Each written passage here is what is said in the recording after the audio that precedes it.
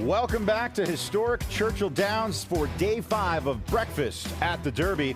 And we will finally get to see the Japanese contingent as Luxor Cafe and Admire Daytona get their final tune-ups prior to the 151st run for the Roses. We'll also check in on presumptive favorite journalism.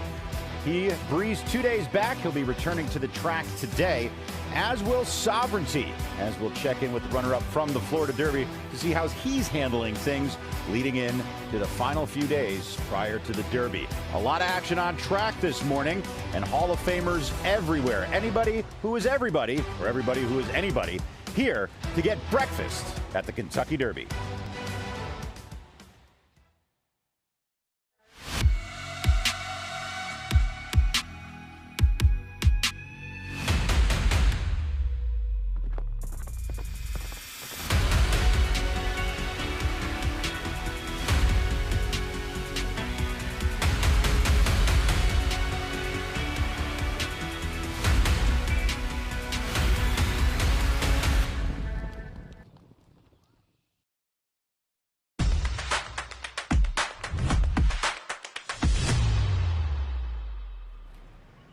Hello, everyone, and welcome to day 5 of Breakfast at the Kentucky Derby alongside Simon Bray and Joe Talamo. I'm Mike Joyce. We finally get to see those final spins from Admire Daytona and Luxor Cafe, so the Japanese horses getting that last prep part of the Derby. Yeah, I'm interested to see, Simon, what kind of pace they're going to set, because, again, Japanese horses compared to American horses, I don't think they look to go in 59 flat or anything flashy like that. So it's going to be interesting how that workout's going to play out. Yeah, you're going to see a major contrast in styles, I think, to what we've seen earlier. Obviously, we're much closer to the race, so you don't want to go as fast, only 4 days out. So it'll be long and slow, I think, or short and slow, but it's not going to be very fast.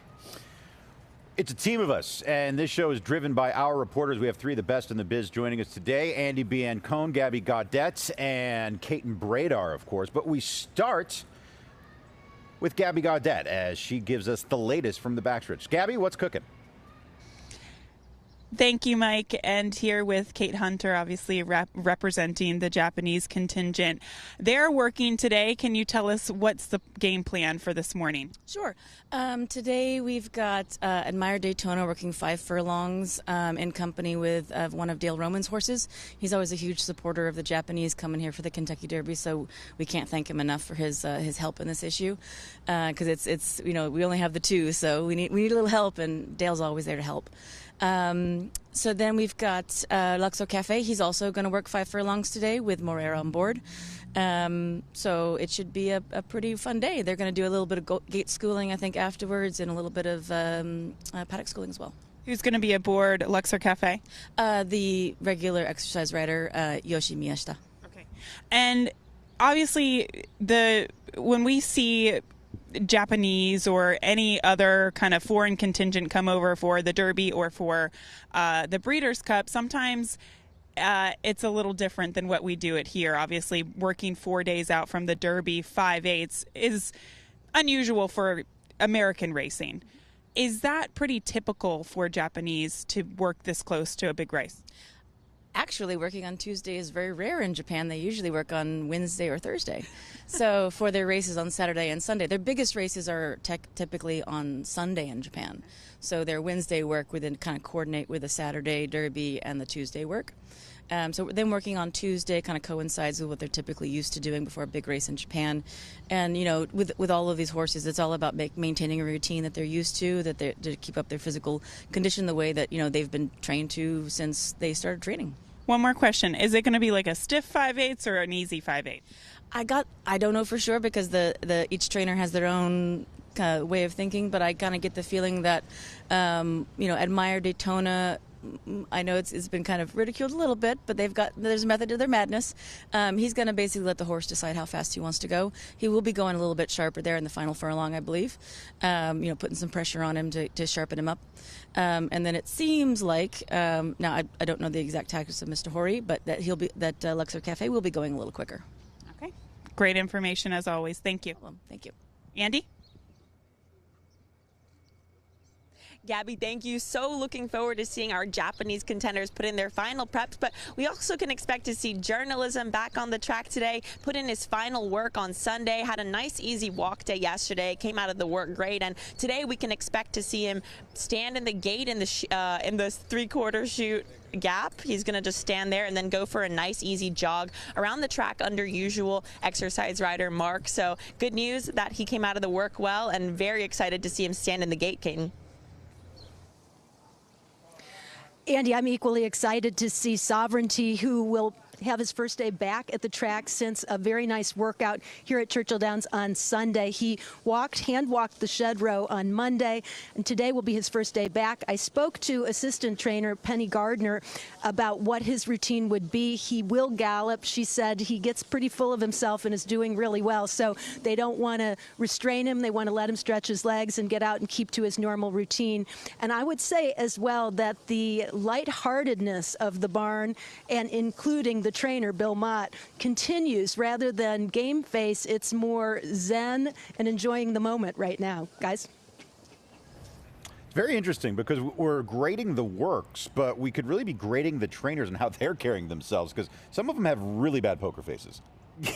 Yes, they do. They do. And Bill's been extremely relaxed this week. Obviously, he's a little, he's very focused, but it's something that Katen picked up on. And I think, the day after work for a trainer, she touched on it there. It's almost as anxious as the work itself, because horses have been in the barn a day and they're very fresh and they can act up and start bouncing around. So it's nice to keep them contained. You want to keep the lid on them contained, but take the edge off them.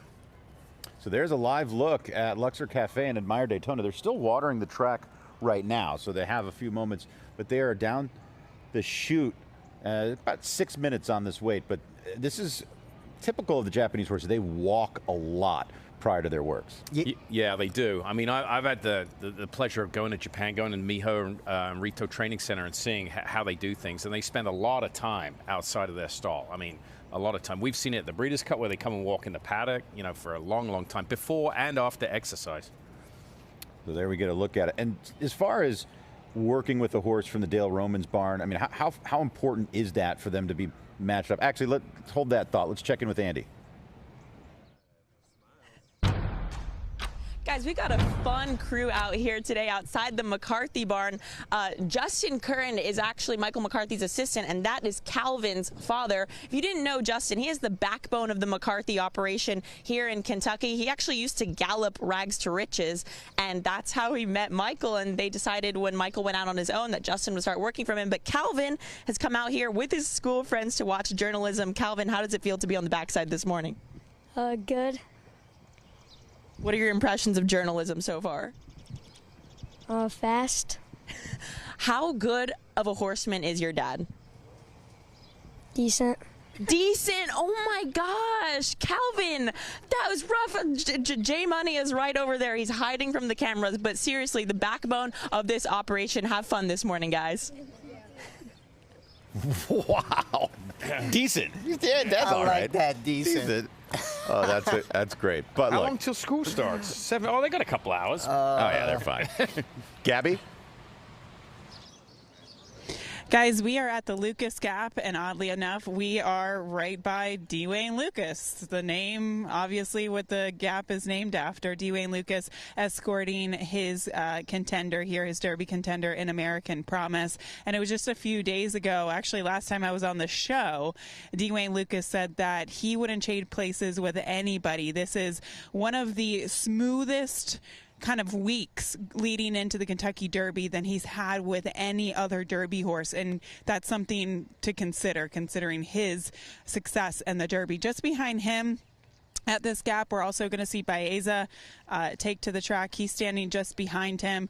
This is the part of Derby that I love. You just have the opportunity to see all of these horses in close proximity, kind of get to know their personalities. I'm walking by Nick Juarez right now, actually, who will, of course, be aboard American Promise. But here's a look at Baeza, and then Owen Almighty is actually standing right next to him. So they'll be going on the gap in just a minute.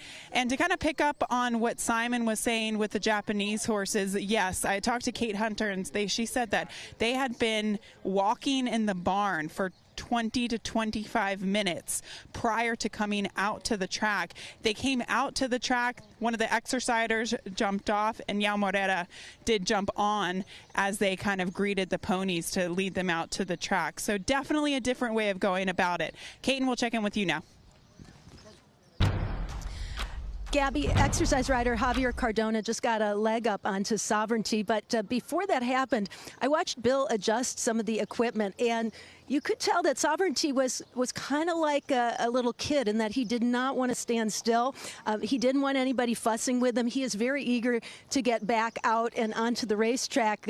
He is a powerful-looking individual. You'll see it when he comes out of the barn in just a second, but he can get a little bit tough on the track. What's interesting is that he's never been a very flashy workhorse, and I think that's what's most notable.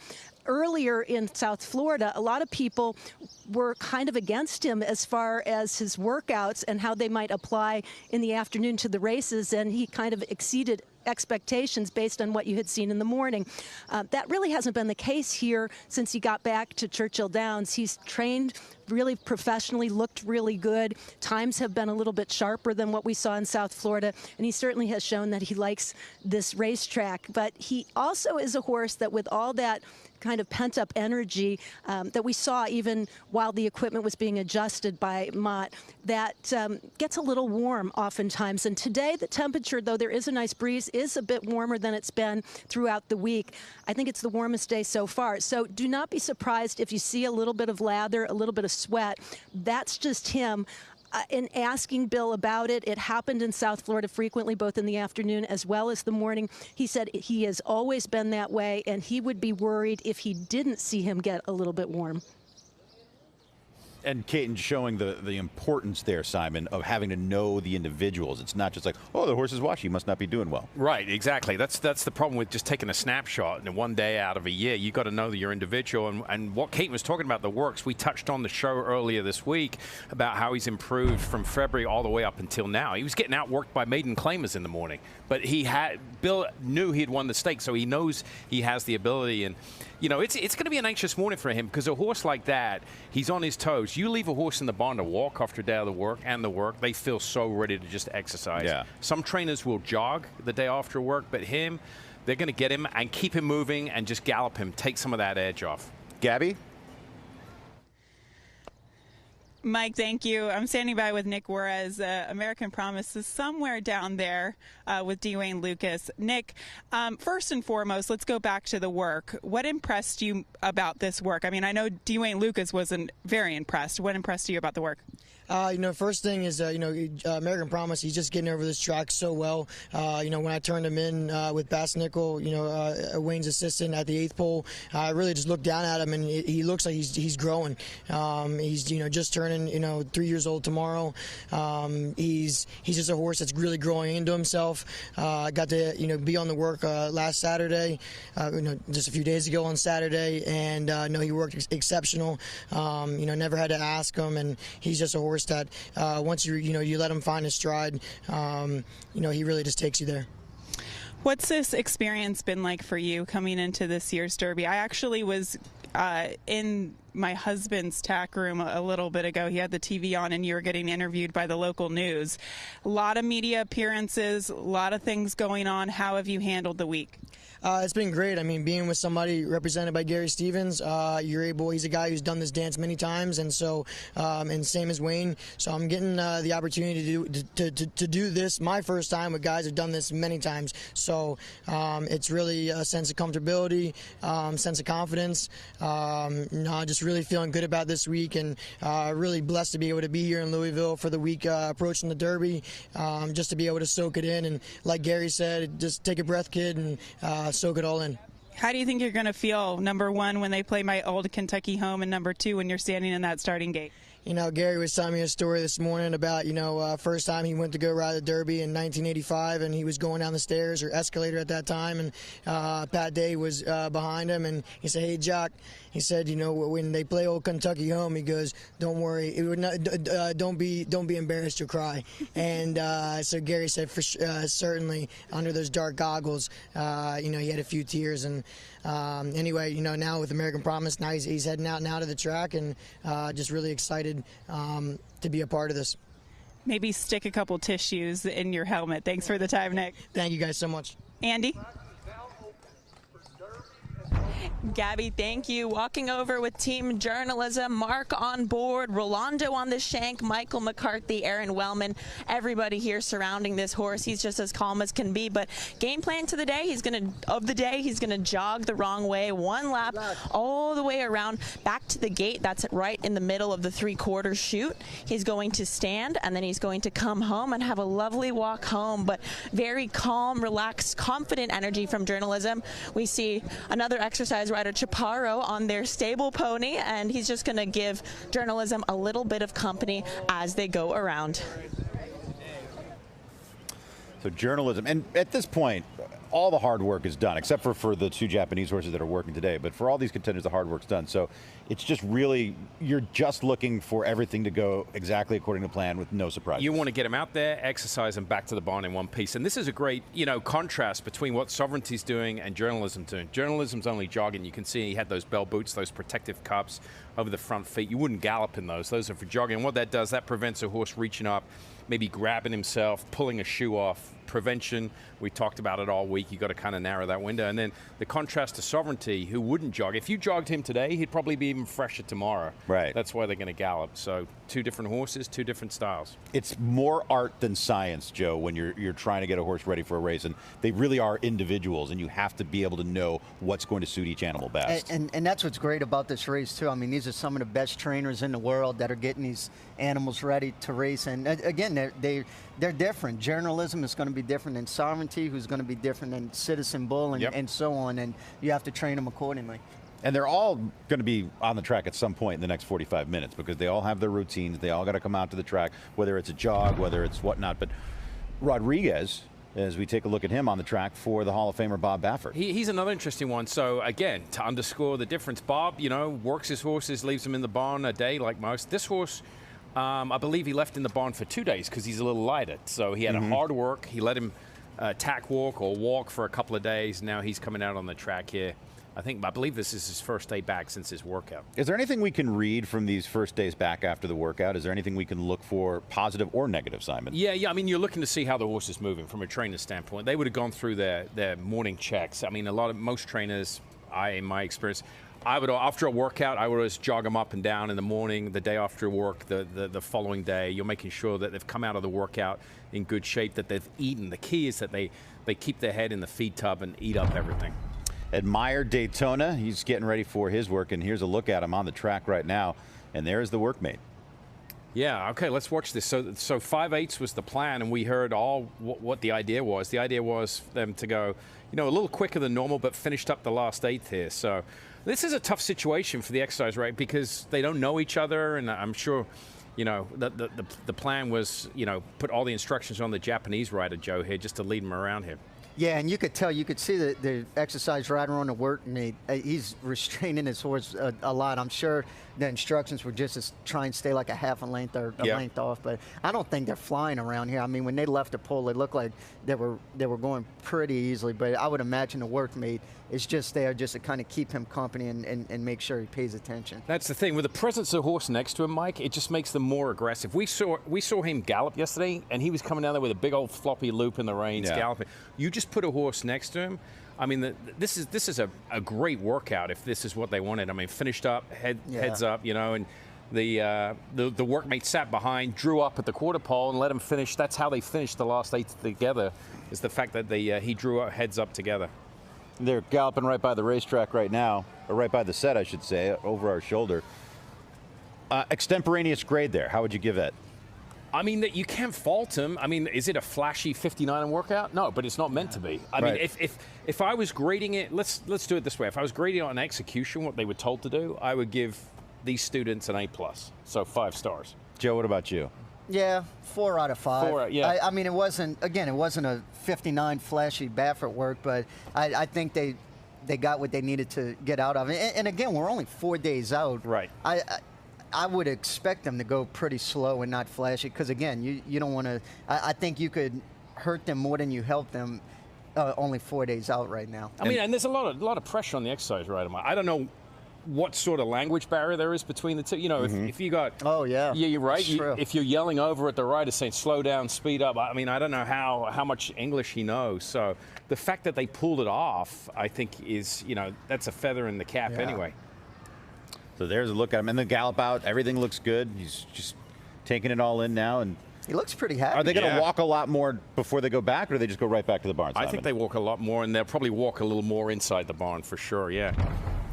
Journalism, as he will be on screen in just a moment. There's a look at him.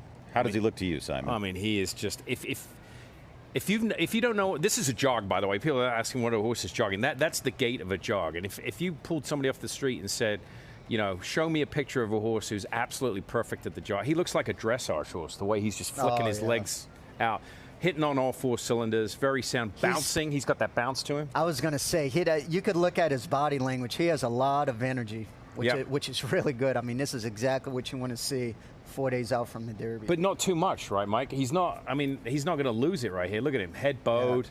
He's listening to the rider, just looks tremendous. Even if you don't know what you're looking at, you know that as a horse who's feeling good. Right.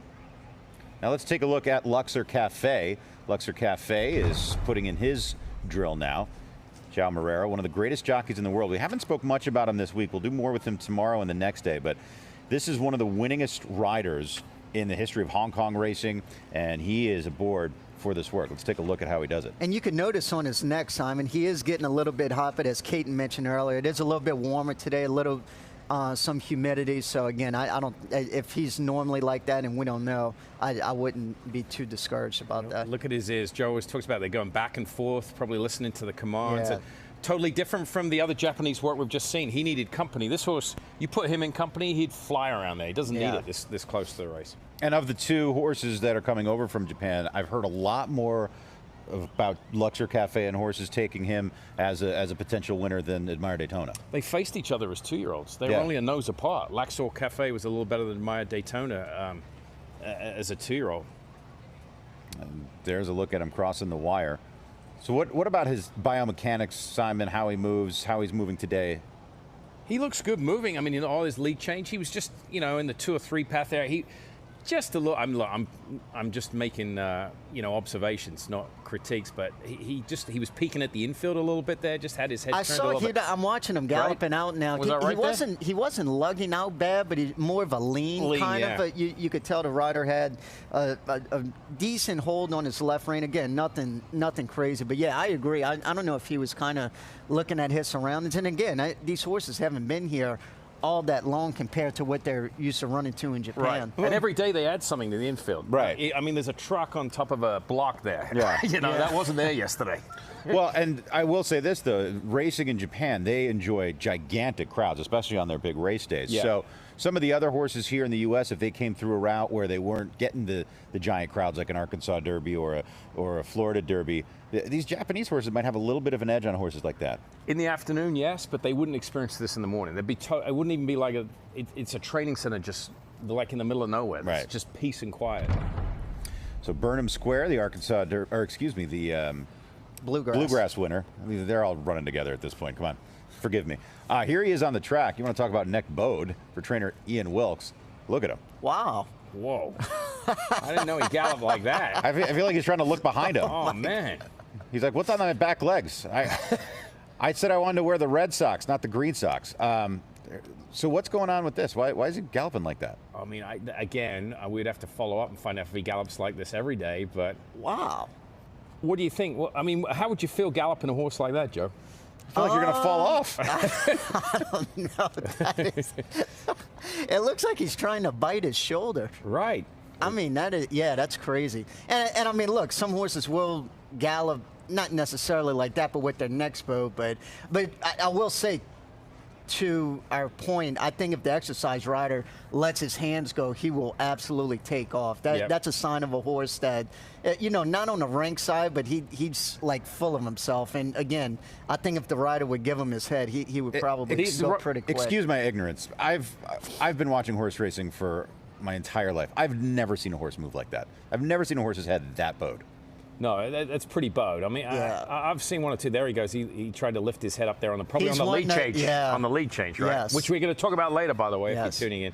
So there's no way, we'll talk about lead change, but there's no way a horse can change their lead like that with their head down, Mike. They have to lift up for them to be able to get their leg over. You can't do it. So that's what it is. But this exercise rider here, I mean, when he comes on the track, he just sets his hands in one position, and you can't move him, right, Joe? You just got to stay there, locked in. He's well, obviously his exercise rider, I'm sure, knows Burnham Square very, very well, but he's doing an unbelievable job. See, he's not moving an inch. He's just keeping his hands way back on his weather. Yeah. See how his head came up? That's a great point out too, Simon. Again, he has to kind of lift his head up, and we'll see once he goes to the first turn when he's passing the wire. He's probably going to do the same exact thing, just lift his head up. But you'll notice too about his exercise rider, and again, he knows him so well. He's not moving whatsoever. Watch when he lifts his head up, and he's going to switch his leads. He's just going to keep his hands the same. And again, watch. He's about to do it. Shouldn't. He's right front. There, right there. He's leading with his left leg. Boom. Yeah, he's actually going to pass us right here. That's the craziest thing I've ever seen out of work.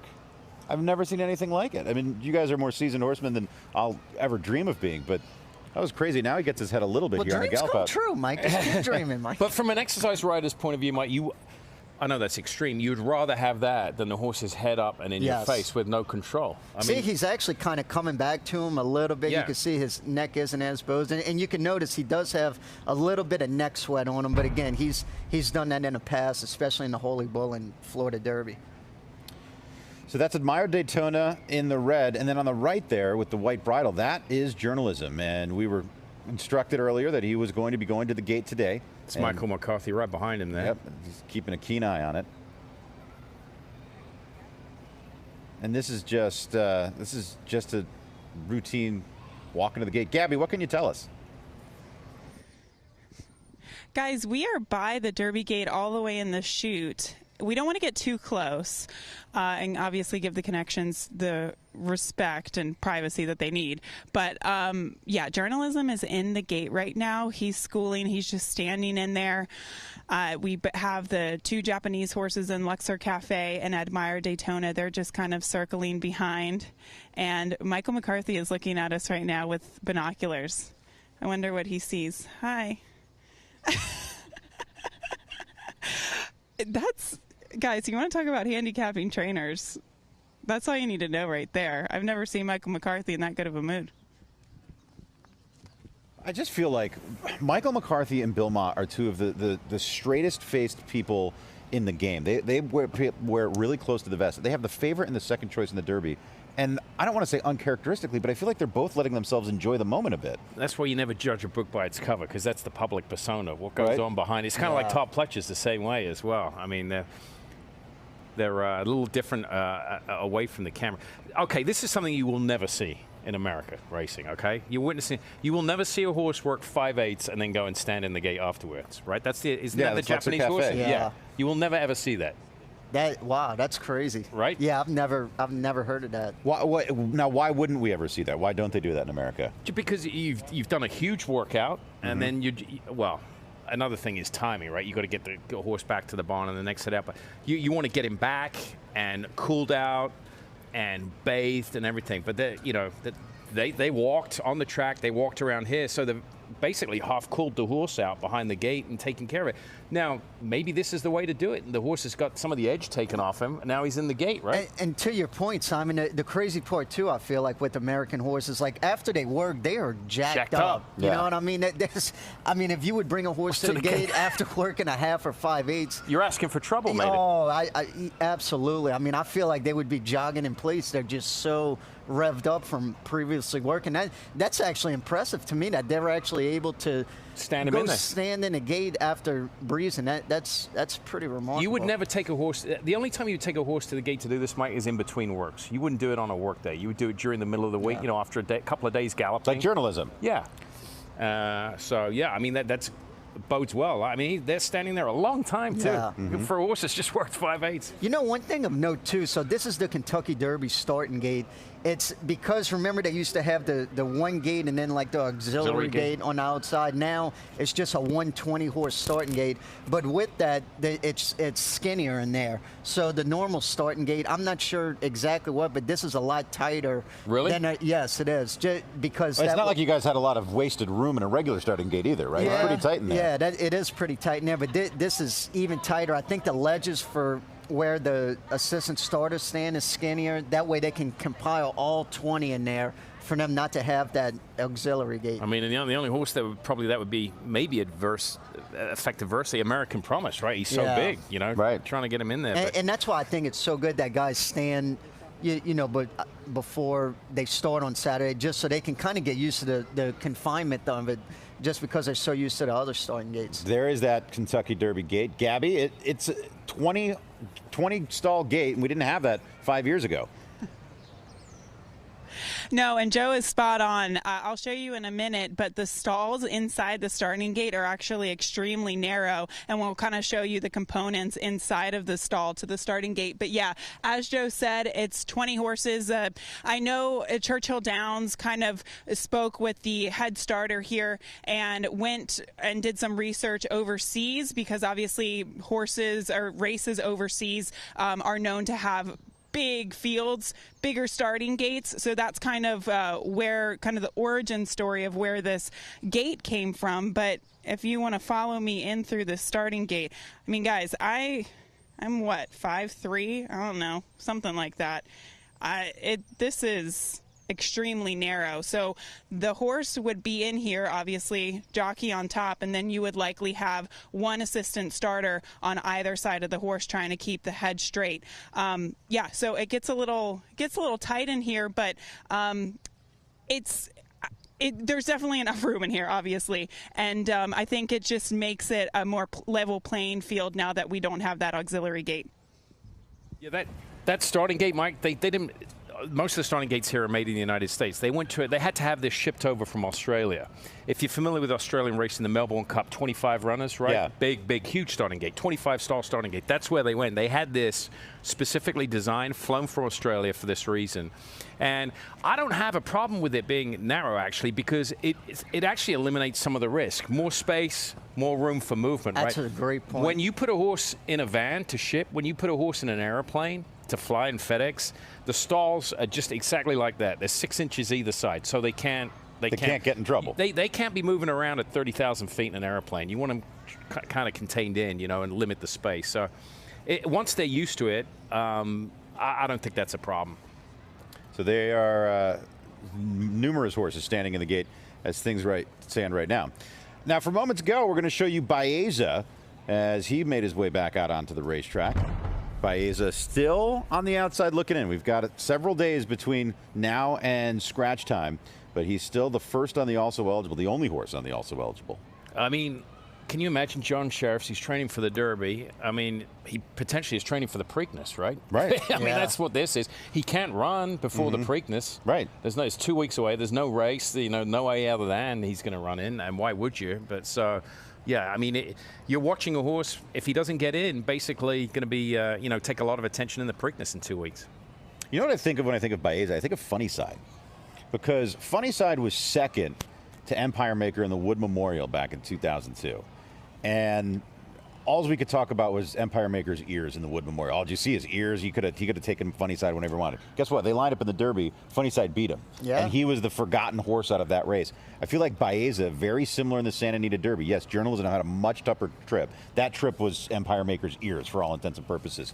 But I think people might overlook just how talented Baeza is. Lightly raced, doesn't have the seasoning that some of these other horses do, and there are bigger question marks. But I also think because of that, bigger upside. Well, we spoke about that, too, after his work. I mean, he's only raced 4 times, but by leaps and bounds, every single start, he's improved. I mean, I don't see how you can knock that at all. No, I mean, and again, it just goes to underscore the difference in training methods. This horse worked yesterday. Yeah. He didn't have a day off, right? Yeah. Right. And John Sheriff said he's very high, he can get fresh, and that's why they're bringing him back out here. Look, the racing gods have a way of doing things, and would I like to see him in the Derby with the connections? But when you look back in maybe 2 weeks, it might be the best thing if he ends up in the Preakness, because he's lightly raced. The Preakness field is usually half or a third of the size of the Kentucky Derby. Yeah. And it might benefit a horse who's so lightly raced. He looks really good He does. saying that, though, he's- especially for after, to Simon's point, normally the day after work you would walk, maybe jog, again, if they have energy, but galloping today. And, I think to look for today, which he did, if the rider's having to kind of tug him along and try and make him go, you could say, you know what, maybe he's a little tired, his energy's not well. I didn't see that today. We're 35 minutes into the show, and think about the differences in training styles we just saw from Burnham Square with the crazy bowed neck to the Japanese horses, the way that they galloped they worked and then they got in the gate. You have Michael McCarthy walking journalism into the gate. You have Baeza on the track for John Sheriff. It really is more art than science. And John Sheriff's certainly a trainer that he treats the individual. He really goes. He doesn't have a program they all get on and we're going to the Derby. He trains the individual, and he's more focused on each horse's idiosyncrasies. You have to be. I mean, there's no question about it. I mean, if you try and just cram all these horses into a molded program, it's not going to work out. It really won't, because they're all different. The pedigree lines have so much influence, the way they behave, the way they act. His Luxor Cafe. So his work 7 minutes ago, 10 minutes ago? Yeah. Joe, you got the times, right? Yes, he went, hold on 1 second. First 8, 13 and 2, Okay. 26 flat, 37 and 4, 102 and 2 for 5/8. And that's about what it looked like. I mean, we're only 4 days out. I don't think they wanted anything flashy whatsoever, but I think that was exactly what they wanted. And again, for 4 days out, that's probably just about as fast as you would want to go, I would say. Yeah. I mean, all trainers want, really, at the end of the day, they want the horse to move well. They want the horse to look like they're doing things well. But as long as you're going faster the last part than the first part, it was a pet peeve of mine when works were upside down. I didn't want horses, the transition to the pole, I didn't want them breaking off in 23 and change and coming home in 25. It's not a good recipe. And now, with that being said, I know dirt racing is run like that. When you go in the afternoon, dirt racing is run upside down. Horses go 23 and 3 and they come home slower. Turf racing, complete opposite. Slow, early, fast, late. Which one's upside down and which one's upside right? I thought turf races were upside down. No, the dirt races are upside down. You're going faster early than late. The front end's a good place to be if you want to win a race. Clean faces win races, my friend. There is Luxor Cafe. Still walking. I mean, you wouldn't see this. That's crazy. And to Joe's point, what he said about him, look how relaxed this horse is. That's incredible. Again, normally horses right after work, they are on it. That's impressive. Let's go to Andy Biancone, standing by right now. Andy. Guys, we're joined by Burnham Square's exercise rider, Mark Cutler. And for those of you who didn't know, you can't get these hands at Walmart, okay? This was also Street Sense's exercise rider. But, Mark, I just want to go over what it's like to gallop Burnham Square. We see him very aggressive. He puts his head down. Is he tough? He is at times. If he doesn't train enough, then he gets very aggressive. So we have to keep him training, keep him happy. And he just wants to get out and do something. If he sits in the stall too long, he's going to start kicking the walls and kind of act like a bit of a moron. But as long as he gets out and gets to do his thing, he loves his job. And so he just wants to get out and do it. So when you start off galloping, does he pull the entire time? Does he give you a break? Does he start off easy and get stronger as you progress? Walk us through it. Some days he tries to just take off. So I gotta keep him slow down, and then as he goes, he starts to relax. If other horses come up on him, he's going to get more aggressive. But then once they get by, he'll start to relax again. And then usually by the 5/8, 4.5, he really starts to settle in, and then he just goes along nice and easy and relaxed the rest of the way. And if I want him to, he could just pick it up at any time. He'll get right back on it, but it's nice that he does that. So obviously he's a very high energy horse. Does he have any antics? Like, does he buck or jump around, or is he really just tough? He's just a little strong. He tries to bite the pony rider and the pony, and he's just a little bit of a clown, but he's not bad. He's not bad at all. He's really grown up a lot, especially his last month or so. I've really seen him growing up a lot. And he's just always been the type of horse who bows his head up nice like that. Yes, as long as you guys got to keep your hands down, keep them separated, and once he feels that, then the head comes right down. If not, the head comes up, and then you're going to go for a ride. Obviously, we know you galloped Street Sense. How would you compare Burnham Square to him? Totally different horses. Street Sense, I didn't have to work that hard. You just sit there and don't do anything stupid. He was just an unbelievable horse. Another one, loved his job, but just really cool, relaxed, laid back. Bit of a wild man as a 2-year-old, buck and play, rear up, but nothing bad, very athletic. Quick turn of foot and just amazing stamina. Bernie's big thing is his stamina. In terms of where you place your hands when you gallop him, is he one where you take kind of a wider cross and you ride a little bit longer, or do you kind of try to get more on top of him and ride shorter? A little bit shorter, kind of not super short, but short and definitely the hands down separated. That's the big key with him. He has been eye-catching every single morning, and no days off for Burnham Square. No days off for Bernie. Yeah, no, me neither. No days off for you, no hockey for you. We're bubble wrapping you both. Mark, thank you so much. Thank you. Back to you guys. So, Mark, first of all, is made for TV. Let's get the meta glasses on him seriously. tomorrow. That guy's great. It was so informative. He gives us more than some of the trainers do. Yeah, that was good. No, he's great. That was really good. So much experience. That barn, though, it's like a family. You've got Ian Wilkes that rode Unbridled, Right. okay, and then he was assistant trainer for Street Sense. Mark Cutler rode Street Sense. Ian went out on his own, and he took Mark with him. But some great insight. You could talk to it, Joe. I mean, he's just locking up. He's putting the old 6-to-5 cross on him, either side of the withers. Yeah, Explain that. When that horse has his neck bowed like that, I mean, you don't want a short cross because, I mean, he's just pulling on you. So you just put your hands back just like that. And I mean, it is a lot of strength for what he's doing. I mean, he's pulling on your biceps. You know what a bicep is, Mike, right there? Come on now, man. Come on now. Let's Oh, compare. my God. Let's compare. Come It's on bigger now. in my head. But, I mean, it is pulling him really hard. So, I mean, he does have to have a lot of strength. But to your point, he's just trying to lock it there and not move an inch. And that's why he's able to just keep his neck bowed like that. Because, again, if he would flip it up like he did when he changed leads down the straight, he would probably take off. So he does an unbelievable job, Mark does, just keeping him nice, cool, and then just get him around there. Those aren't guns, Joe. Those are assault weapons. I don't know, They're man. trying to ban those. Sun's out. Sun's out. Sun's out. I'm going to go downtown and register these lethal weapons. Right now, we're going to check in with Caden.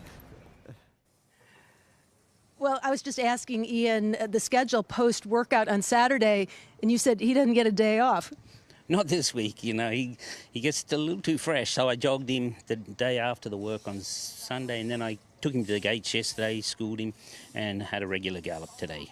What are you seeing in him now today, since he just came off the track? Burnham Square can be a good-feeling horse. Is more of the same?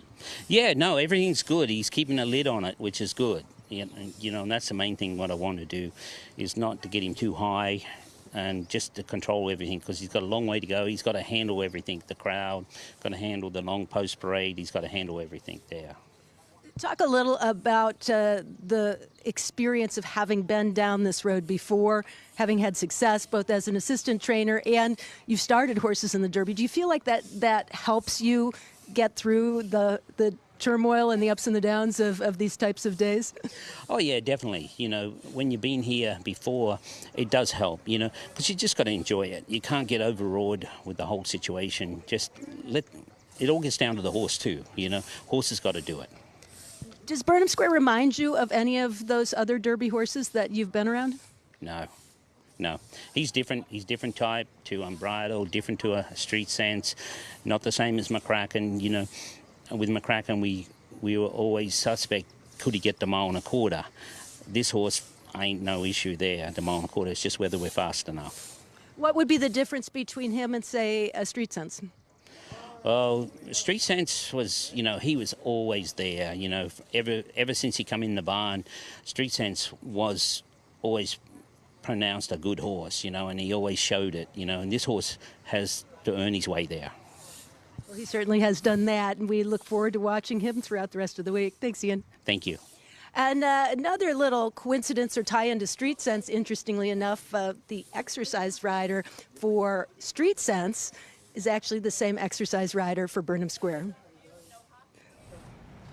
So Ian Wilkes giving you some good insight there, and having that perspective, even though he was working for Carl Nafskar at the time, of those other Derby winners and bringing them in, I mean, that really plays to his advantage. Yeah, I mean, I can't understate it enough. It really, you hear, other athletes in other sports, first time Super Bowl, they're nervous. Having been here once with a horse, I mean, I didn't enjoy. One, I didn't enjoy it, and two, I didn't know what was going on. I was a young trainer. I'd never run a horse at Churchill Downs and came in here. Thankfully, I shipped in.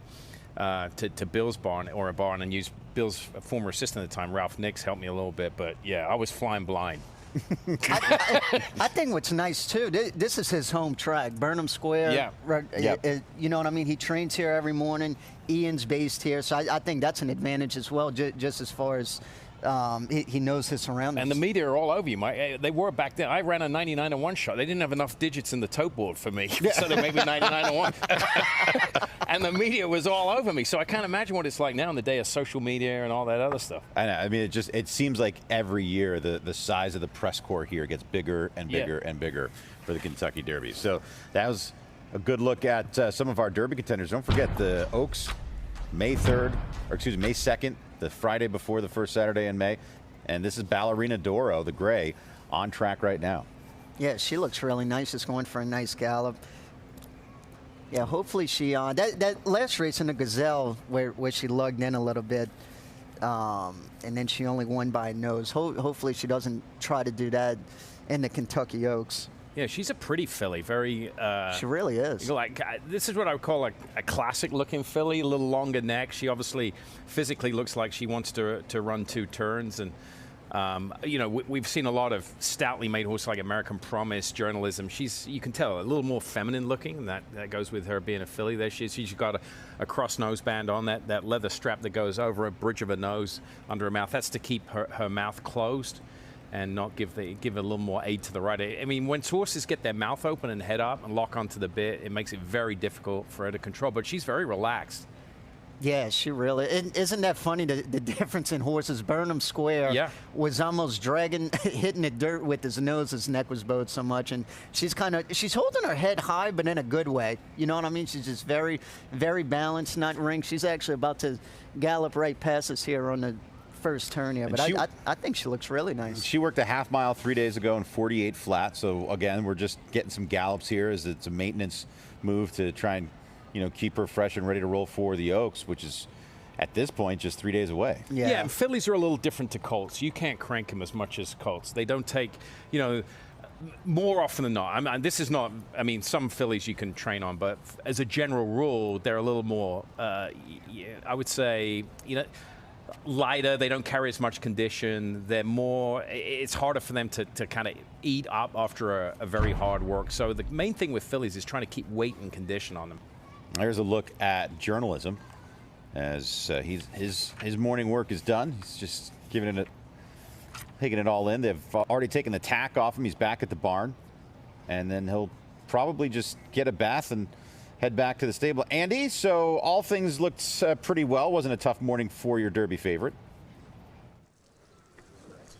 Yes, Michael, everything went really well. Spoke to Aaron Wellman regarding how Journalism stood in the gate, and Michael McCarthy himself took him and walked him all the way down the chute to go stand at the gate, and he was an absolute pro. Stood perfectly, backed him out, stood him again, just really got him used to everything that's going on. But I have to say, this horse has star quality.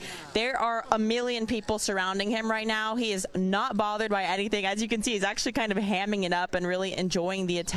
But all signs of quality. A horse who handles the press, who handles the energy. I mean, horses are really empathetic creatures. They feel everything around them, and not every horse is able to handle all this pressure. But Journalism just taking everything in stride, really enjoying the attention, standing here proud, posing for the cameras. This is exactly what you want to see leading up to the Derby. And like I said, a ton of people surrounding him now, and he is just behaving like an absolute champ.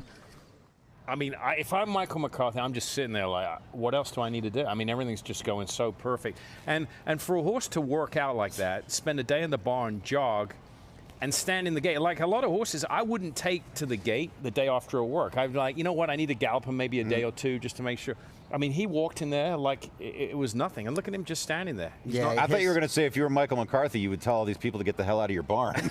I mean, my goodness, there's got to be 100 people there with cameras, and he is taking it all. And and I think, too, to Simon's point, we saw earlier Michael McCarthy kind of joking around in a good mood. I think that shows how good journalism's doing. You know what I mean? For someone that's kind of, a little bit on the quiet side, won't say too much. He's definitely happy and excited. I think this is why. I mean, if you're a trainer, the only thing you want to be worrying about is trip. Because that's the one thing you can't control. Yeah. That's the only thing the only worry you want to have. That's why you blame these guys. Right. Well, they're easy to blame. And we just blame our agent or our dog. Yeah. Yeah, I mean, it's easy to blame the guy who's 4'11", because, what are they going to do, fight you? I'm 4'10", Mike. I gave you an inch. They are giving a bath to, and this is one of the most popular shots in racing, the bath shot. People love Who doesn't like the bath shot? Yeah, exactly. The most popular shot in racing is the bath shot. Second most is the van shot, when they walk down the ramp. What other sport can you see an athlete taking a shower? Yeah. Jay Privman, the now retired daily racing form turf writer, this is his favorite. This is what he lives for. Jay, this shot's for you. Caton? I keep running into Ted Nixon last night at the For the Horses event, supporting the Second Stride. It's great to be there. And now here with part of the Starlight team with Rodriguez and also Citizen Bull. But you were telling me that this kind of all started with Justify. That's a pretty good way to jump into Derby fever. It did. We were neighbors of Donna and Frankie Brothers at the time.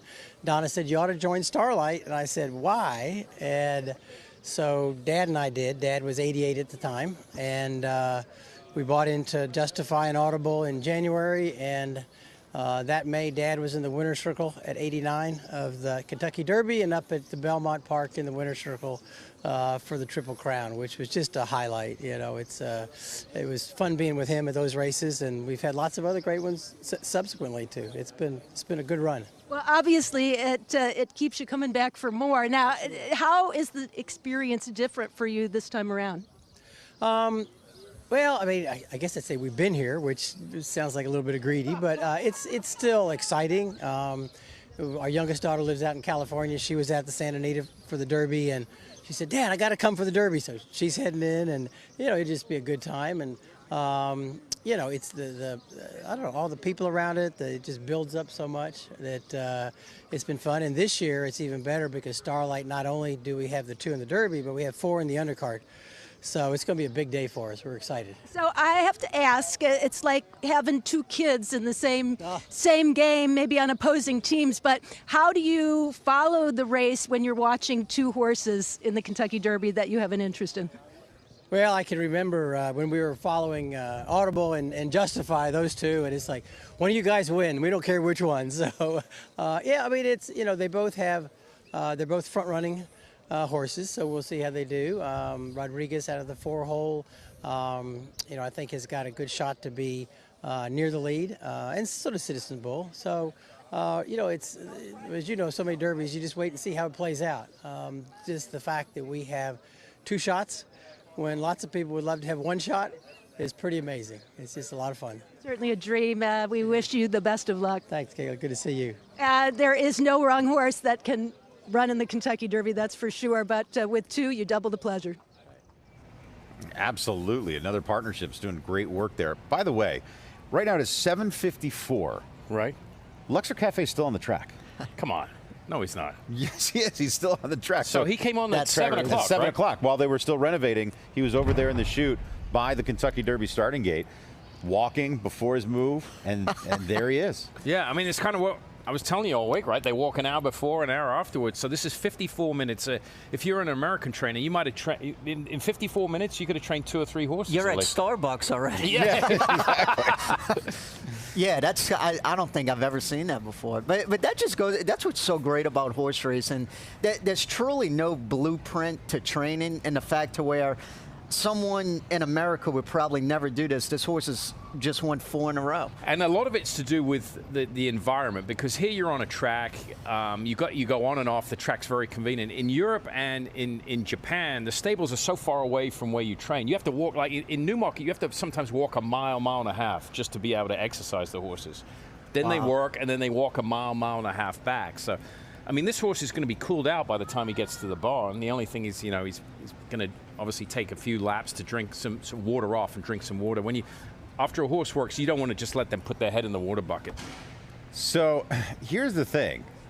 Another difference between that is that he's had 2 jockeys on him today. That's the exercise rider who actually worked him, but it was Joe Moreira who got on him originally, walked him around, got off. The exercise rider gets on, works him. Joe Moreira right now is standing by with Gabby Gaudet. Affectionately known as the Magic Man, here with Joe Moreira. You were aboard, obviously, at Luxor Cafe this morning. Tell us what you did and what your impressions were this morning. Good morning. We went around for like 1 lap of a warm-up, and then we went like 5 furlong, not full speed, just to give him like some exercise. We crossed the line having a good hold and tight hold off him, and he pulled up very well. So I'm extremely happy the way how he went. How was he in the gate?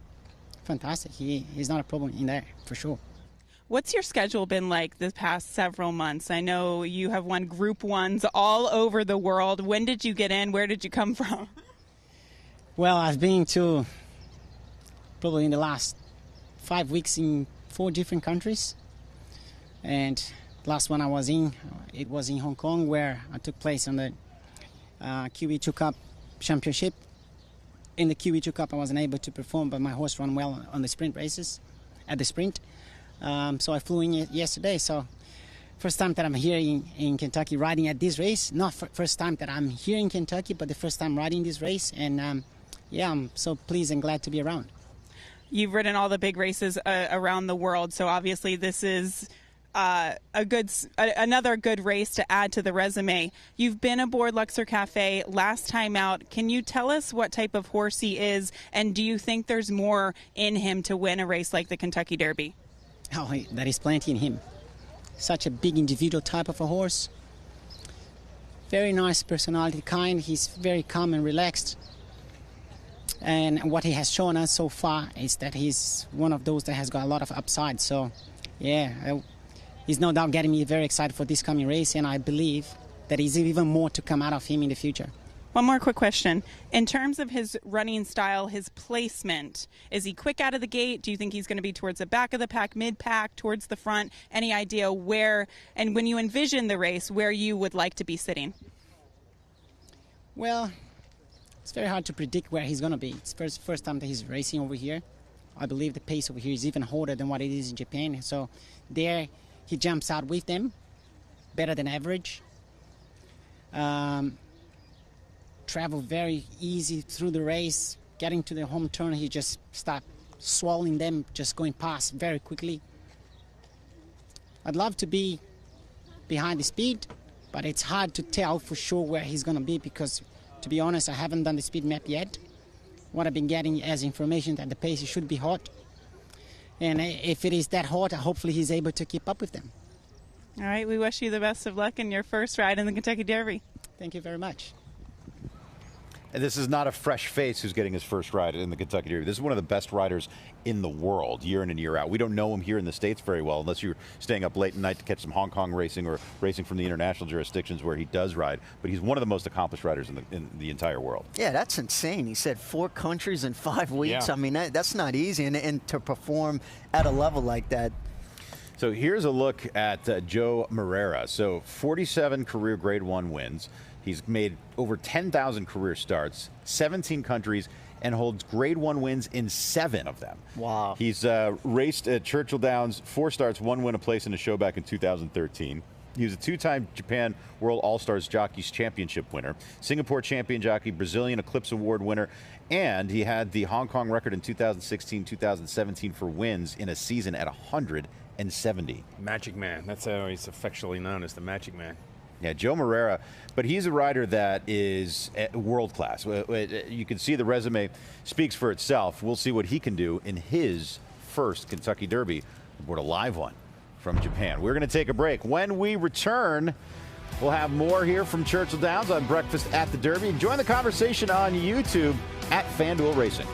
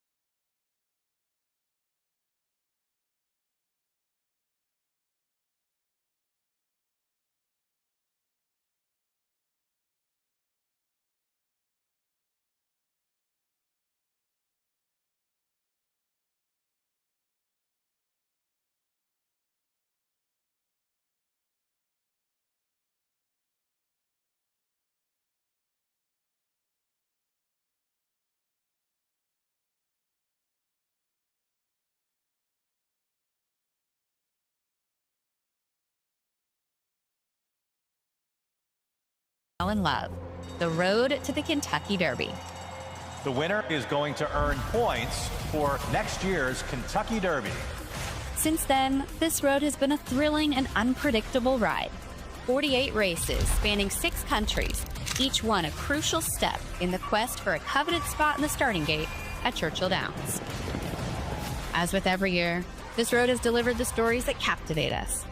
The established stars battling to maintain their dominance. And then there's the underdogs, rising through the ranks. You know, the ones you simply can't help but root for. Cold battle! I don't know how you can't root for this horse. They've all chased a piece of history, a chance to etch their names into the legendary tapestry of the Kentucky Derby. Now, the Derby Trail has reached its final destination, but one question remains. Who will be crowned the winner of the 151st Kentucky Derby?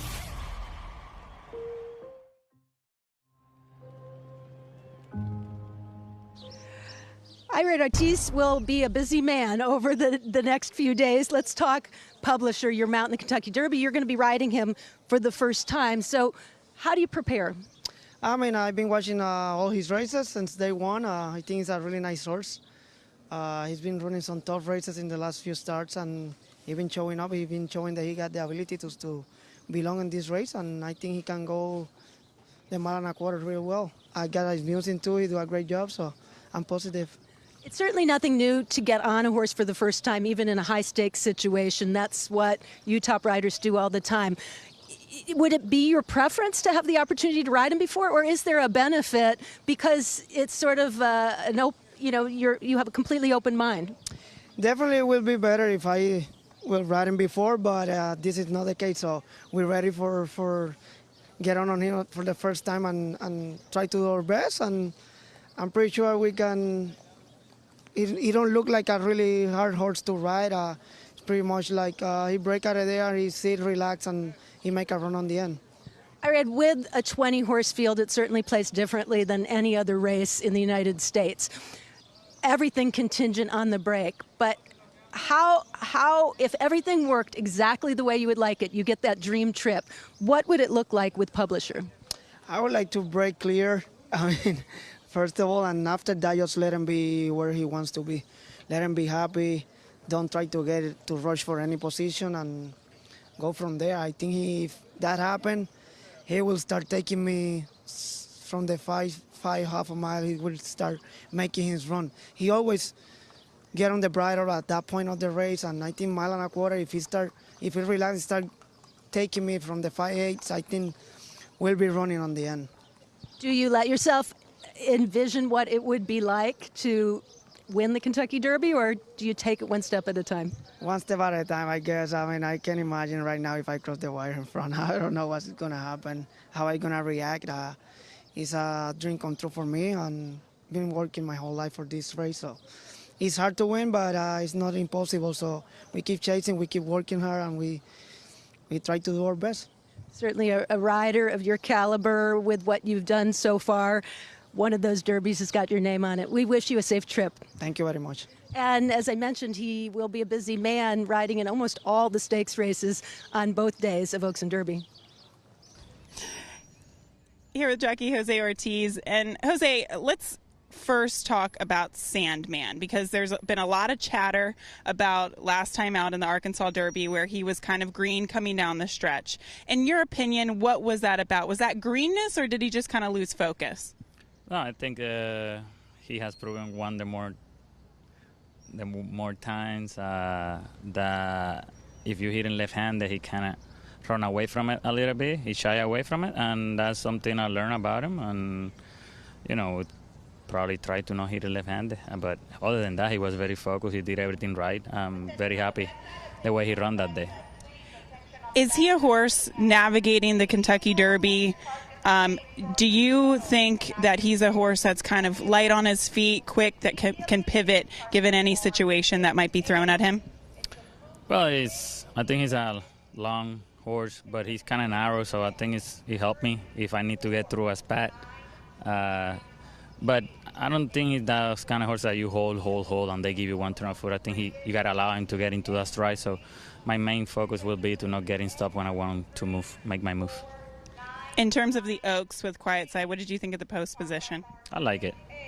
She likes to be out there, especially, last time she kind of broke a little bit slow, and I got to be aware of that. I'd rather be out there. I like it. I'm very happy with it. There seems to be a lot of pace. Are you going to be one of those forward, or is she kind of versatile? She's versatile. She can sit off. She proven before, but just go with the flow. See how she breaks. Hopefully she breaks good from the 14 and allows me to make a decision going to the first turn. Big week ahead. Obviously, you ride many more races outside of the Kentucky Oaks and the Kentucky Derby. How do you stay focused? How do you stay energized and able to put your best foot forward, obviously, with one of the last races of the week in the Kentucky Derby? Just take it one day at a time, Gabby. One day at a time.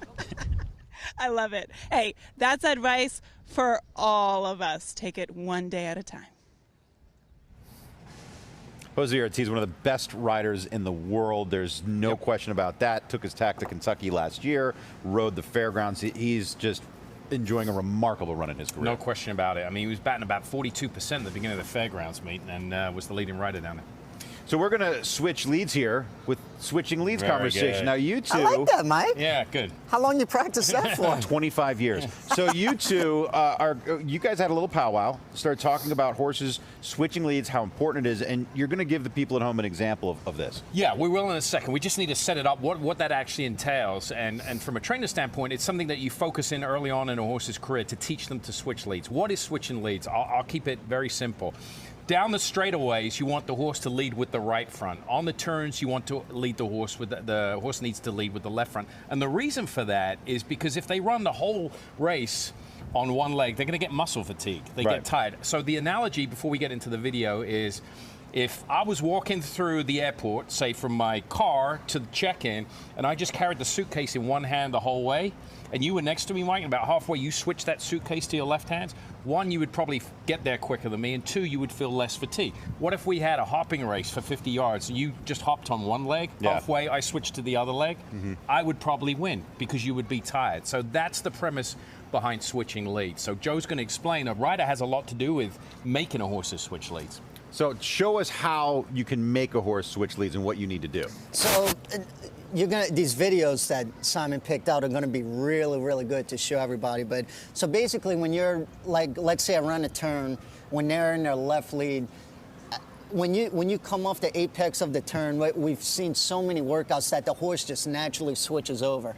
If they don't want to switch, you want to use your left rein here and kind of pull them a little bit. You can't, the equicizer, his neck won't bow, but you kind of want to make their neck lean a little bit, and that'll pop their right shoulder out, and then they'll be able to switch. But normally, we just kind of do that with our rein. Sometimes it's hard to.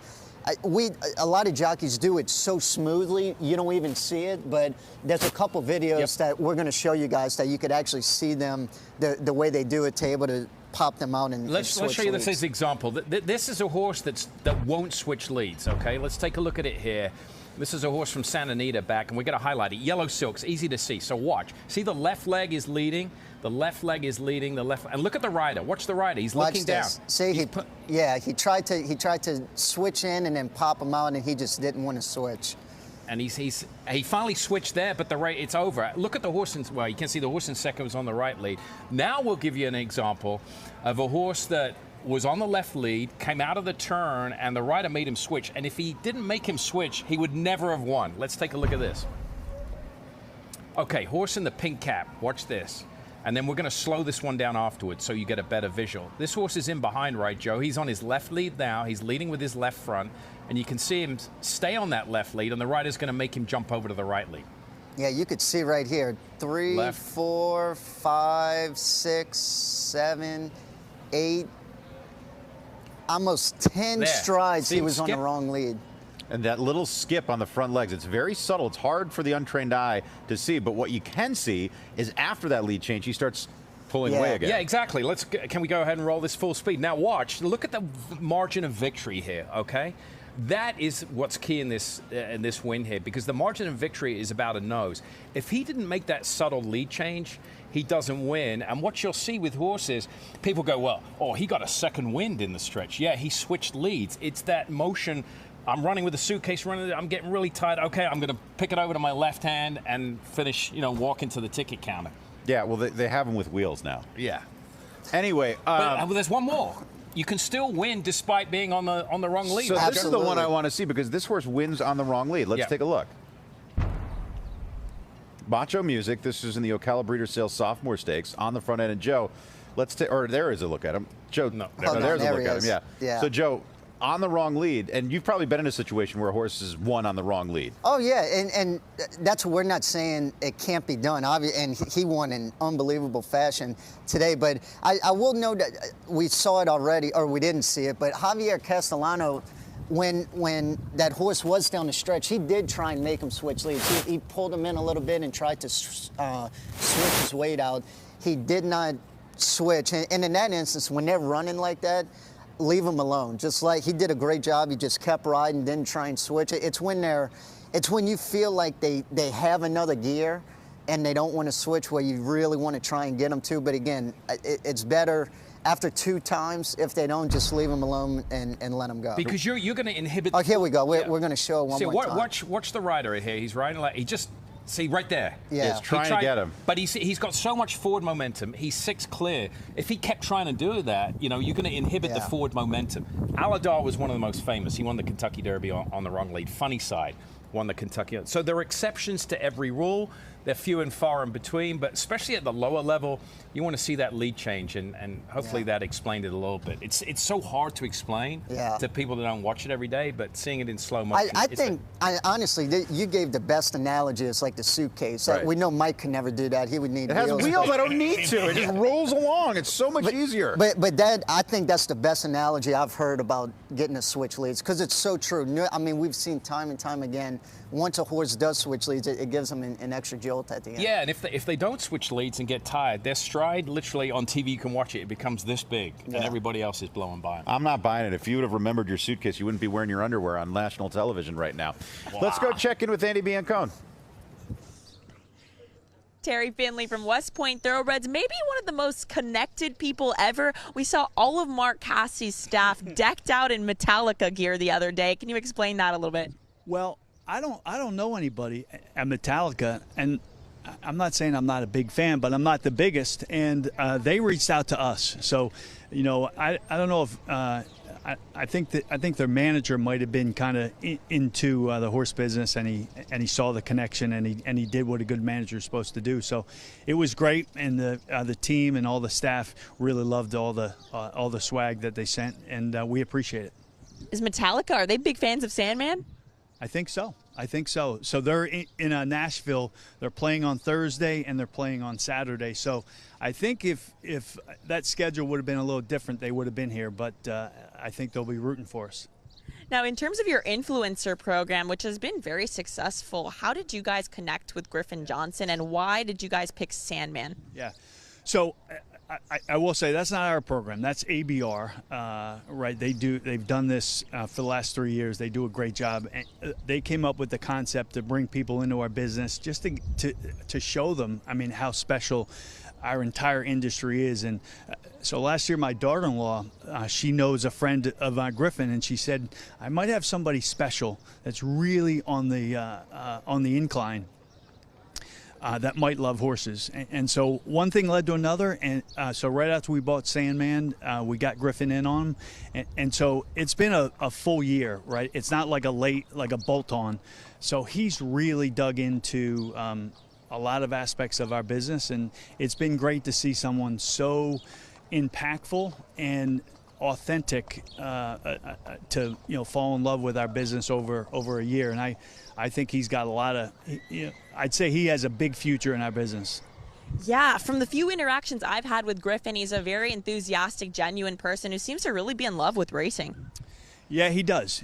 And I think you can tell the influencers, I've learned a little bit about it, and right, they can't be fake. They can't hawk everything, and they can't be into everything. So they have to be very strategic with their time, their talent, and their treasure.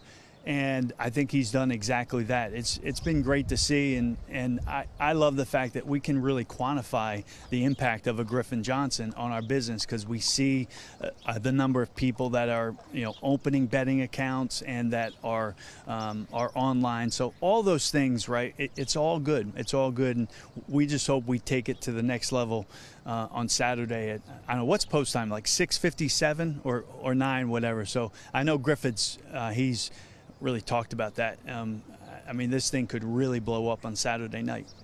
Terry, thank you so much to West Point Thoroughbreds for all you guys do, America's best racing, and best of luck on Saturday. Always great to talk to you. Thank you. Back to you guys. So it's kind of wild the last 2 years, the similarities between Jason Worth and now Griffin Johnson. They're both from small towns in southern Illinois, central southern Illinois, right outside of Springfield. And both of them, their first venture into a dirt horse ends up being not a starter, but a legitimate chance of winning the Kentucky Derby. Sandman isn't the 30-to-1 shot here who just happened to qualify, right? Dornick last year wasn't just happened to get in. I mean, these are legit chances to win. Yeah, I mean, that's how often do you see that? I feel like that kind of hooks you even more. Right. You know what I mean? To get to a race like this. I believe the term is ruins you. Yeah. Yeah. I mean, which is crazy. It's almost. It's the worst way to go. Start of the day. It was like the gentleman with Justify, right? First horse he owned was a Triple Crown winner. Right. I mean, just give up. Can only get worse. Yeah. Stop. By the way, Aladon didn't win the Derby. Nobody corrected me there. No, we didn't. Just want to let you stew in your long johns. Let's check in with Gabby. Well, we haven't gotten a lot of owners and breeders on the show this week, so I'm really happy to be joined by Brett Jones, who's obviously represented with Publisher and Chunk of Gold. We'll start with Chunk of Gold because this has just been such an interesting story. He sold for a very small price, but you guys obviously bred him. From your perspective or your story, what was kind of the backstory with this horse and raising him and breeding him? The backstory is those guys were a lot smarter than we were. They bought a Kentucky Derby starter for money that you're not supposed to be able to do that with, and a big part of that is the job Ethan West has done. The colt is obviously a cool colt. He's a talented horse, but Ethan, the way that he's brought him here, developed him, and the way he's handled himself has been pretty awesome to watch. And what was the story behind Publisher? You are still in on the ownership a little bit, is that correct? We are. We loved him. It's honestly, it's a very opposite end of the spectrum. He was what we thought our best yearling that year, so much so that we took him to the Saratoga sale, which we hadn't done in a very long time, to try to show him off. And when we sold him to Gus King and Ron Moquette, who was working with Gus at the time. And we loved the horse so much, we asked if we could stay in, and Gus was incredible. Let us stay in, and a few years later, here we are. It's amazing. They don't always work out like that, but this one sure did. I love how you said a few years later, here we are. And I want you to speak to the breeding operation that you guys have and just all that goes into it, especially this time of year. It's a busy time of year at the farm. You're juggling that, you're juggling here, and you're also waiting on horses 3 years, maybe, minimal. Tell me how much work and time goes into that. Well, everyone needs to go out to the farms to see it themselves and see the hours that the team at Airdrie put in, everybody working the barns, everybody that's foaled this mare, raised this baby, prepped these yearlings. I mean, it's miraculous how many hands are on a horse by the time that they get into the Kentucky Derby starting gate. So this time of year is the greatest. It is the busiest, but it's the best kind of busy and an amazing time to be in Central Kentucky. Thank you so much for the time. Thanks, Gabby. Thank you. It's getting to be a personal cliche, but every horse is a novel. The story of just getting a horse to the races takes 3 years. Just to breed, to foal, to sail, to training, to just making it onto the track, let alone that road to the Kentucky Derby. And when you see a breeder who can actually get 2 in, that's pretty amazing. And that's what's crazy, too, about our sport. There's 20,000 horses born every year, only 20 in the starting gate. But let's say Bob Baffert will win this year. He's won so many derbies. Every derby win changes somebody's life. It could be, even though it's not going to change Bob's life, that groom, the guy who broke him in Ocala, the hot walker. It's always somebody's life will change when they win the Kentucky Derby. And to Mike's point, it's so hard to get. I had a conversation with a very prolific trainer here at Churchill Downs last night. We're in the car listening, and he's been around a long time, and he's like, Simon, you understand just how we were talking about how tough it is to get here. And he was talking about some top trainers and the number of horses they've had. You know, 2-year-olds come in the barn, they get sick, they have to go back. There might have been a Kentucky Derby winner sitting out on a farm right now that hasn't raced yet. You know, it's just everything has to line up. You only get one shot at it. And, you know, I don't think at the beginning of the year Bob probably thought Rodriguez was his Derby horse. I know Brad Cox didn't think Final Gambit was his Derby horse. I mean, it's extremely, extremely tough. Nobody understands how hard it is to get here. We're going to take a break. When we return, it's Game On with Gabby. More from Breakfast at the Derby after this.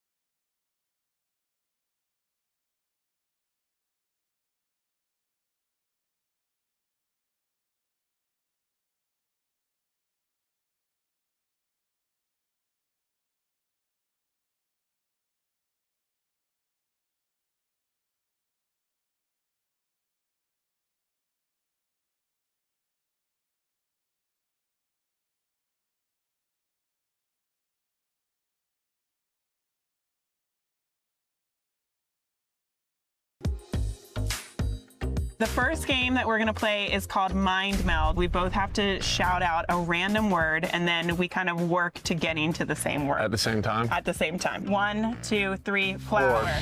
1, 2, 3, derby. 1, 2, 3, grass. Ryan Seacrest. That was good, right?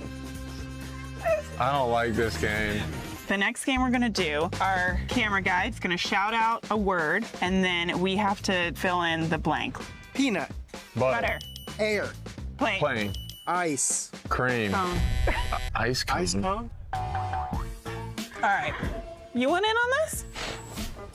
I heard that you're really good at impersonations. Let's do trainer Rudy Brisset. We fast, but we're not crazy fast. My top 5 horses, I would have to say Quip. Number 1, talk Vuve to me. Pinois is doing very good right now. And With the People. All right, top puncher. We were hoping to draw outside, but I like the fact that he's outside. Yeah, well, we worked today. I thought it was okay. Going forward, the game plan's pretty straightforward and simple. We'll just go with the game plan, straightforward and simple. I think we should do Mike Maker. Do you think she'll sit more forward today? Yes. Mike, do you like the post today? No. Is he gonna be forwardly placed? No. Well, good luck, Mike.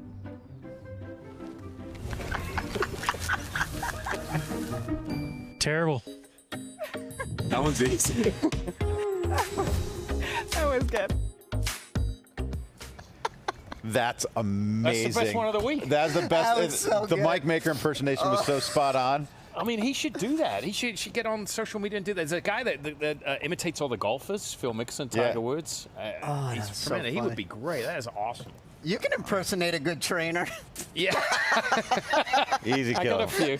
Easy killer. Franco was one of my best. Speaking of impressions, let's go to the impersonated and see what they think of these things. Gabby? Mike, did you see Will Walden's impersonation of you? Yes. Well, how did it go? What did you think? Okay.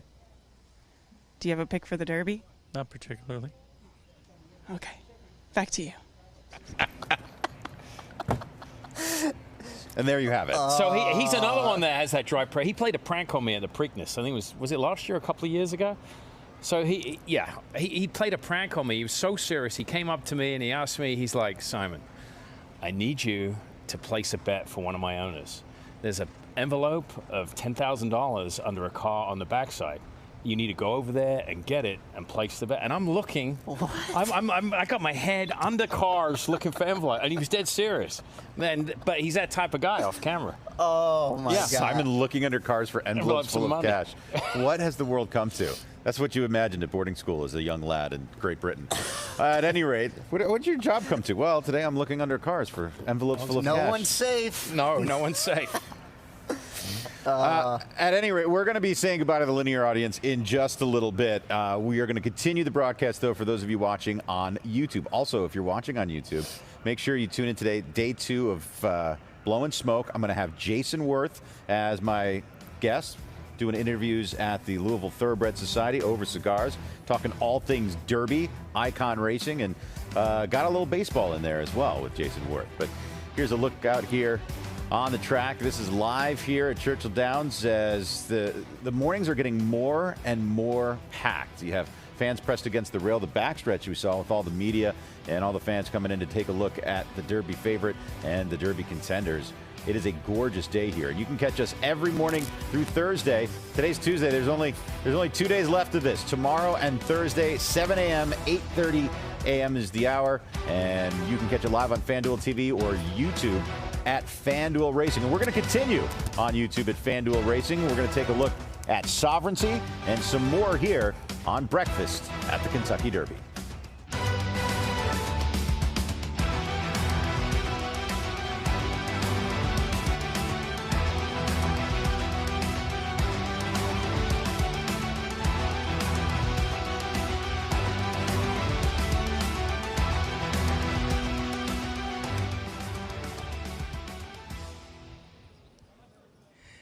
In addition to being an assistant trainer to Brad Cox, Katie Talbert has been around a lot of their top horses and now is the regular rider for the most part on Good Cheer.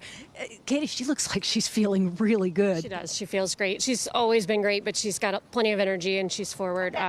Thankfully, she's very classy and adaptable, and she'll do whatever you want. But she feels great. She's sound. She's happy. I tell her every day she's perfect. Like she's awesome. So I always see a big smile on your face, even when she's giving you a little bit of a hard time. Does she have an attitude at all? She's a little spunky, but she's so classy that it's not ever in a bad way. You're happy that she's feeling good and that she wants to work. And has she been a horse that everyone had high expectations for from the very beginning? Maybe not this high, but I think everybody liked her. I mean, she's always been very straightforward, and she's always run really well and trained really well. So, I mean, I think everybody's always liked her. But, I think she's obviously progressing really well, and everybody's been excited about that. So. I think a question all the time for a horse who is as good as she was at 2 is whether they can continue to progress. What gives you confidence? What are you seeing or feeling in her? I mean, she feels as good or better than she ever has. And she's so easy on herself. I think a lot of the early 2-year-olds are really kind of high-strung and hard on themselves and kind of use up too much of it too early. And she's so easy that I think it helps her, be able to last longer. And I think she's able to run longer, too. And I think, like Brad always says, the longer the better for her. So I think she's going to be great. And what are the feelings about Final Gambit coming into this Kentucky Derby? I know you don't get on him necessarily, but looks like he's taken to the dirt very nicely. Yeah, he's been great. He's super sound. He moves great. And I think he's the longer the better. And, the Derby, there's always horses that are going to go fast. So if we can get enough speed, he's got a big closing kick and he'll stay on. So we might get lucky. Certainly a lot to look forward to and a lot of fun to watch. So good luck the rest of the way. Thank you. We're really excited. Katie has been on a lot of the good ones, and she may well be on a couple more winners coming up this weekend. All right, thank you very much, Caton. As we said at the top of the show, we're going to continue to check in on those horses that have worked in the last couple of days and their first trip back to the track and how they're coming out of it. And the biggest name we're going to take a look at right now is Sovereignty. Yeah, I wanted to see him because he's, we saw journalism jogging and how calm he was. Sovereignty gets on the muscle a little bit. So this is him. This was galloping earlier this morning, so we just got a little bit of it. But, yeah, I mean, he's aggressive, but in the right way. And I wouldn't say overly aggressive. Bear in mind, this is the first day out on the track after a workout. You expect him to be a little pumped up, Joe, but he looks tremendous. Yeah, I love his energy level, to your point. I mean, he looks really, really good, nice and balanced going around there. And again, he's you could see he's tugging a little bit at the rider in a good way, just showing how energized he is, and that work did not take much out of him at all.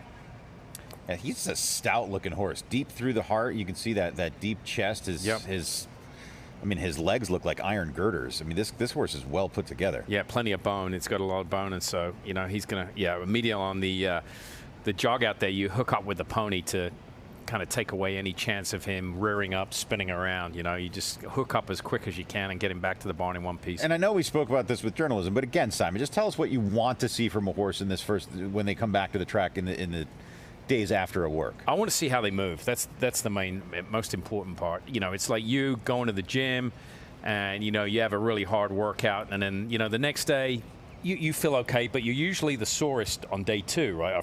I don't know whether you... No, he can't relate. I'll take your word for it. Yeah. So anyway, let me explain. Day 2, you usually feel the worst after a hard workout. And the fact this horse, he's moving great, not showing, too much life, but well contained within himself. And the key behind the scenes is how they eat. If you have a hard workout, sometimes it knocks you off your food a little bit as far as a horse goes, and that's a bad thing. That's, you want them to eat. A horse tells you on the outside, it tells you how they look on the outside by how they're doing on the inside. And they can't talk to you. Feed and body language is the only way they can communicate with a trainer and the barn help. And Bill Mott, obviously you worked for him prior to breaking out on your own. His training style and the way he's bringing this horse in is something that you're very used to seeing. Yeah, very used to seeing. Yeah, I mean, he's evolved the training a little bit. I mean, yeah, he works slow, but he'll throw a fast work in there when needed. I mean, if it's needed, depending on the horse. And he's a guy that doesn't need to see it every day. Mm-hmm. Like this horse, we showed you earlier in the week how he was getting outworked in February, but he'd already won a stake as a 2-year-old, beating Tistastic and Sandman. he only needs to see it once and twice. If you know it's in there, you know, it's like the kid athlete that sinks 4 3-pointers. You don't need to see it every day. You know, it's going to show up when it needs to show up. I almost feel like, too, Simon, he has him ready to be in absolute peak form on Derby Day. You're right. You know what I mean? To your point, those works early on in the year, January, February. I mean, he got outworked by a maiden claimer, and then fast forward to his last few works. I mean, it's been night and day. So I think he's really moving in the right direction. Yeah, and he got beat his last race, and you know, some people might be a little upset with that, but a guy with that experience, you heard what he said earlier this week. That race doesn't matter. He's coming into this race the right way. Yeah, it was a good. And by winning the FanDuel, he punched his ticket. He didn't even need really points to get in at that point. He just wanted a good prep race into the Kentucky Derby. Time to go barnstorming, and this time, Andy Biancone is storming the Biancone barn with their 8 bells contender, Unchained Elaine. Well, guys, the barnstorming has really heated up because my dad just shipped me my 2 horses that will be running on the undercard this weekend. Starting with Unchained Elaine, a.k.a. Ladybug. She won the Any Limit Stakes at Gulfstream, and she's going to be running in the 8 bells this weekend. Race number 9 on Friday. She did drop post position 1, but we're actually quite happy with that. Ladybug is one of the most relaxed horses I've ever worked with in my entire life. She has just no pulse, super sweet. Junior Alvarado, the first time he rode her, was like, I couldn't believe how quiet she was in the post parade. I was kind of nervous walking into the gate, and then she broke like a shot. So she is fast as she is sweet. She is going to go to the track tomorrow. I will be taking her stablemate Classic, of course, who's running Saturday race 9 in the Grade 1 American Turf first thing because he's a little spicier, but Unchained Elaine, super sweet. I'll be taking her after the breakfast show. They'll just be going for super nice, easy gallops, and they've done the majority of their preps in Florida, so just keeping them happy and bubble wrapped until the race. But I'm really excited to have my horses here because I've been feeling a little lost in the sauce without them. Yeah, I mean, it was an understood thing that the horses always come first with the trainer. And Andy, I think people think she's a gallop girl. She's not. She is Patrick's assistant in that barn, and she was working as that assistant. She had a lot more responsibility than just galloping horses. Yeah, and she's cheap. If your daughter, if your daughter's the assistant trainer, she's cheap. Right. You don't have to pay her. Andy's great with these barnstorming segments. FanDuel's fortunate to have her. She is multi-talented and brings great energy. I agree totally. Way better than Joe Talamo. I agree, too. Yeah. More from Andy Biancone. Let's check in with the barnstormer herself. Steve, we saw Publisher and Tistastic put in their final easy works just on Sunday. They walked yesterday. What did their day look like today? Well, I just had a nice, easy, about 1.25 mile gallop. Love how they're traveling. They're nice, loose, confident. Just couldn't be more excited about the week. How would their first day after a work be different from, per se, a midweek gallop? Well, obviously start off a little lighter, jog them off a little further, just checks, just making sure that when you would jog them off, Robert and Carlos know them so well, make sure everything's 100%, and then you go from there. They galloped around there nice and smooth, looked good over the racetrack, and the smile on Robert and Carlos's teeth said it all before you even got to ask them a question. To say you've trained a lot of good horses is an understatement, to say the very least, but how are Tistastic and Publisher progressing through this week? Do we feel like they're going to peak at the right time? Well, I think they're on their journey. I really do. Both of these horses still have physical development to do, but we're very pleased with where they're at now. I think the thing that earned them basically late entries into the Derby is the last preps being 1 1/8 for Publisher and 1 3/16 for Tistastic. So that's very comforting to us that we have 2 horses that we feel that will handle the 1 1/4, if not relish it. Steve, these have been very fun horses to watch train throughout the week. Thank you so much for your time. All right. Thank you. I appreciate it. Back to you guys. Now, Tistastic, he hasn't made a believer out of me, but he made a believer out of you prior to the Louisiana Derby, Simon. You were all about this horse. I had my questions. I still do, and that just might be some stubborn reluctance. But the key point that Steve made about both these horses, will relish the 1 1/4. Yeah, they will love the distance. They've got that running style. They've got, the pedigree to go with it. And, kind of Steve trains like that. A lot of his horses sit and come with a run, when they need to. And, he had horses like Creator that went on to win the Belmont.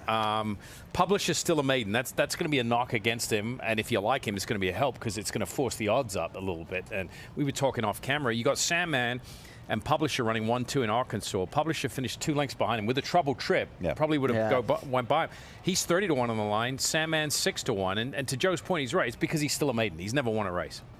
So one of the most important questions that we had to ask our viewing public, Joe, was whose coffee order was whose? If you saw yesterday on the program, we ended things up by saying, who do you think ordered what? We put the list of coffee orders and the talent. And today, the big reveal, the moment that literally no one has been waiting for. Who drinks what coffee? Well, here's the line. Oh, wow. Let's see. Okay, let's start with the Grande English breakfast tea, because that was the one that, it wasn't the... Andy, I thought that would have been you, Simon. Yeah, but it's the stuff that goes underneath. The splash of cold vanilla, sweet cream, 4 pumps of sugar-free vanilla. It should read cold vanilla, sweet cream, sugar-free vanilla with 2 pumps of tea, is what it should read. Oh, wow. There's more junk Simon, in there are you the coffee runner? How do you know this so well? What is Simon Bray getting? Simon's getting a large drip coffee with a healthy splash of half and half. Healthy splash. Joe's the lowest, the lowest maintenance here. Dark roast black. That's from being a jockey. You can't dirty up the coffee. Yours is the 0-calorie one. What's this sugar you speak of? And then the Venti oat milk latte. Who was that? Oh, that's Maria Montgomery. Okay. What about you, Mike? Because I had the medium drip coffee with a shot of espresso in it. I do the old hammerhead. What? Yeah. That's coffee. But I want to add more coffee. Yeah, with a shot of espresso. So it's the size of 1 coffee with the caffeine of 3. God, that's maintenance. Oh my God, that explains a lot. Wow. It certainly does. We are done for the day. Thank you for joining us here at Breakfast at the Breeders' Cup. If you want a coffee, just tell Simon. He's clearly the coffee runner. The fans coming out, getting up close and personal with the pony horses. Great work from our reporter crew today. Kate and Gabby and Andy, excellent work. This is a show driven by our reporters. And for Simon Bray, Joe Talma, I'm Mike Joyce. Thank you for joining us. Breakfast at the Kentucky Derby. Only 2 breakfast shows left. Wednesday and Thursday. Catch it 7 a.m. Eastern, 4 a.m. Pacific.